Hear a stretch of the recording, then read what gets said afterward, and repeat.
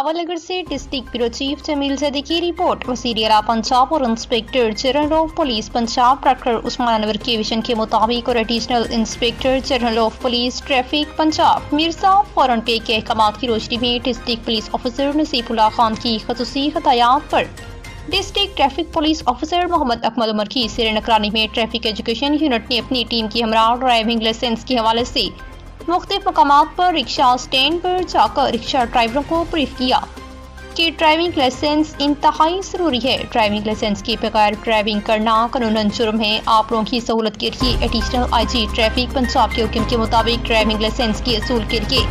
Licence branch Bahawal नगर में अलहदा counter बना दिया गया, जहां हर वक्त आप लोगों की रहनुमाई के लिए ट्रैफिक पुलिस काफिला मौजूद है। आप सिर्फ अपना असल कौमी शनाख्ती कार्ड हमरा लाएं और बिल्कुल आसान तरीके बगैर इंतजार के बगैर कितार के ऑटो रिक्शा का ड्राइविंग लर्नर लाइसेंस हासिल करें। और जिन रिक्शा ड्राइवर हज़रात के पहले से लर्नर लाइसेंस बने हुए हैं वो 42 दिन पूरे हो चुके हैं, तो वो बरोज़ इतवार ड्राइविंग लाइसेंस ब्रांच का मुकाम डिस्ट्रिक्ट जेल बहावल नगर तशरीफ पाएं और अपना ड्राइविंग